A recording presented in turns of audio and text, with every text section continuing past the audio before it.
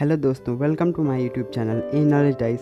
मैं हूं रमाकांत जी और आज हम देखेंगे हाई स्कूल बेसिक्स के दो टॉपिक्स। पहला गोली दर्पण से संबंधित परिभाषाएं, जिसमें हम देखेंगे मुख्य अक्ष, मुख्य फोकस, फोकस दूरी, वक्रता त्रिज्या, वक्रता केंद्र, ये सब क्या होते हैं। और दूसरा गोली दर्पण पर प्रकाश का परावर्तन कैसे होता है। तो without wasting any time let's start the video.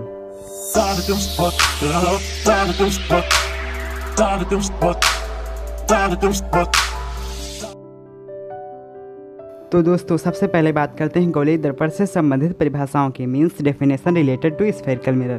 सबसे पहले देखते हैं कि दर्पण का ध्रुव मीन्स पोल क्या होता है। गोलीय दर्पण के मध्य बिंदु यानी कि मिडिल पॉइंट को हम दर्पण का ध्रुव यानी कि पोल कहते हैं। इसे हम पी से रिप्रेजेंट करते हैं। आप ग्राफ में देख सकते हैं कि दर्पण का ध्रुव क्या है। और अब बात करते हैं वक्रता केंद्र की। जैसा कि मैंने पहले बताया था, गोलीय दर्पण जिस खोखले गोले का भाग होता है उसके सेंटर पॉइंट को, यानी कि जो मेन मिडिल पॉइंट होता है गोलीय दर्पण का, उससे हम वक्रता केंद्र कहते हैं। इसे हम सी से रिप्रेजेंट करते हैं। तो दोस्तों, अब बात करते हैं दर्पण के मुख्य अक्ष मीन्स प्रिंसिपल एक्सिस की। दर्पण के वक्रता केंद्र और पोल से होकर जाने वाली लाइन को हम मुख्य अक्ष कहते हैं। तो चलिए अब बात करते हैं वक्रता त्रिज्या की। गोलीय दर्पण जिस खोखले गोले का भाग होता है उसकी त्रिज्या को हम वक्रता त्रिज्या बोलते हैं। इसकी डेफिनेशन हम एक और बोल सकते हैं कि सेंटर ऑफ कर्वेचर और पोल दर्पण के पोल यानी कि ध्रुव के बीच की दूरी को हम वक्रता त्रिज्या बोलते हैं।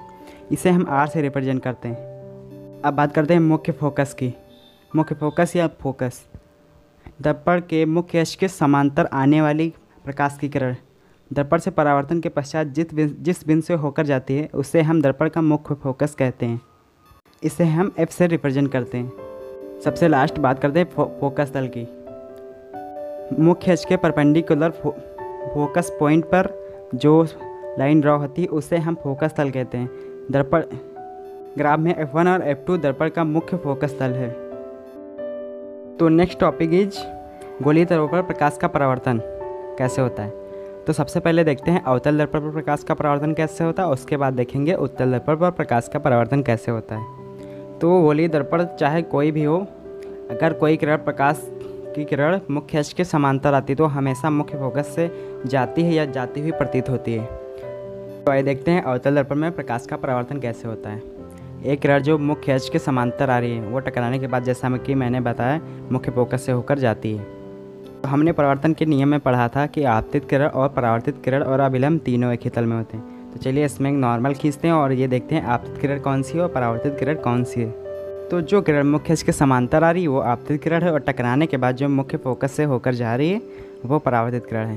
तो इसमें अभिलंब का भी एक रूल होता है गोलीय दर्पण में प्रकाश का परावर्तन। अगर कोई किरण मुख्य अक्ष के समांतर आती है तो अभिलंब यानी कि नॉर्मल हमेशा सेंटर ऑफ कर्वेचर से डाला जाता है। इसमें नॉर्मल सेंटर ऑफ कर्वेचर से होकर परावर्तन पॉइंट यानी कि रिफ्लेक्शन पॉइंट पर जाता है। तो अब इसमें देख सकते हैं आपतित किरण और अभिलंब के बीच वाला कोण आपतन कोण है और परावर्तित किरण और अभिलंब के बीच वाला कोण परावर्तन कोण है। तो हमें यह पता चल गया कि अवतल दर्पण में प्रकाश का परावर्तन कैसे होता है। तो आइए अब देखते हैं कि उत्तल दर्पण में प्रकाश का परावर्तन कैसे होता है। क्योंकि उत्तल दर्पण में सभी प्रतिबिंब आभासी होते हैं, यानी कि इसमें दर्पण के पीछे प्रतिबिंब बनता है, इसीलिए कोई प्रतिबिंब वास्तविक नहीं होता है। तो अगर उत्तल दर्पण के सामने मुख्य अक्ष के सामने एक प्रकाश की किरण आएगी तो वह टकराने के बाद मुख्य फोकस से होकर जाती हुई प्रतीत होगी। उसी प्रकार इसमें जो किरण टकराने से पहले वो आपतित किरण और टकराने के बाद जो मुख्य फोकस से होकर जाती हुई प्रतीत होती है वो परावर्तित किरण है। और इसमें भी अविलंब सेंटर ऑफ कर्वेचर से डाला जाएगा, जो सेंटर ऑफ कर्वेचर से होकर रिफ्लेक्शन पॉइंट पर डाला जाएगा। और आप इसमें भी देख सकते हैं कि आपतित किरण और अभिलंब के बीच बनने वाला कोण आपतन कोण है और परावर्तित किरण और अभिलंब के बीच में बनने वाला कोण परावर्तन कोण है। तो आप इसमें भी देख सकते हैं कि दोनों कोण बराबर हैं, इसलिए यहाँ भी प्रकाश का परावर्तन हो रहा है और प्रकाश के नियम भी लागू हो रहे हैं। तो जैसे हमें पता चल गया होगा आपको कि गोलीय दर्पण पर प्रकाश का परावर्तन कैसे होता है, उत्तल और अवतल दोनों में। तो उम्मीद करता हूँ जो मैंने बताया आपको समझ आएगा। अगर आपको ये वीडियो पसंद आई तो इसे आप अपने दोस्तों के साथ शेयर कर सकते हैं। आपको इस वीडियो से लेकर अगर कोई कन्फ्यूजन है और अगला टॉपिक बताना चाहते हैं किस पर वीडियो बनाएं हम, तो उसे आप कमेंट बॉक्स में बता सकते हैं। अगर आप ऐसी और नॉलेजेबल वीडियो देखना चाहते हैं तो हमारे चैनल को सब्सक्राइब करके बेल नोटिफिकेशन ऑन करके ऑल पर क्लिक करें, जिससे आपको हमारी आने सभी वीडियो की अपडेट मिलती रहे। Thanks for watching.